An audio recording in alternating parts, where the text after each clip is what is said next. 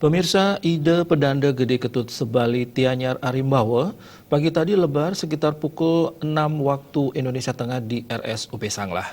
Beliau lebar karena komplikasi sakit diabetes, jantung, dan ginjal.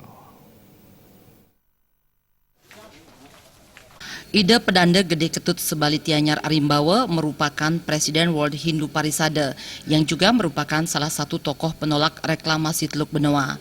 Salah satu pihak keluarga Ide Bagus Putu Jendra menyatakan ide pedanda Gede Ketut Sebali Tianyar Arimbawa lebar di RSUP Sanglah yang diakibatkan komplikasi diabetes, jantung, dan ginjal.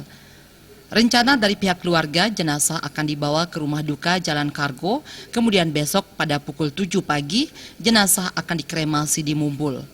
Setelah selesai dikremasi, galih atau tulang akan dibawa ke Geria Tegeh Karangasem dan akan dilanjutkan upacara selanjutnya. Rencana rangkaian upacara tersebut dilakukan karena mengikuti tradisi guru atau nabi sebelumnya, baik lanang maupun istri.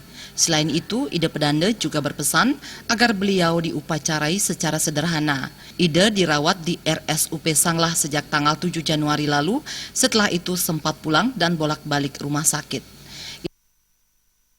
Pulang masuknya sekitar sudah 3 mingguan dari Karangasem sampai akhirnya langkung minap 1 Januari pertama nih di umat nih sepun itu.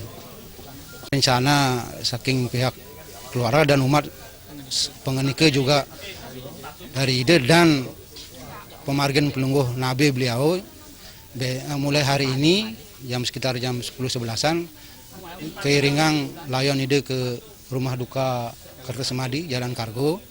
Benjang jam 1 siang layon dikremasi di Mumbul. Setelah selesai kremasi, galih utawin pulang ide miringan ke Geria Tegeh Karangasem. Dan di sana dilanjutkan dengan upacara sekitar 12 hari mulai besok. Ide pedanda Gede Ketut Sebali Tianyar Arimbawa lahir pada 31 Desember 1944 dan beliau meninggal di usia 73 tahun. Agung Ria dan Ratna Bali.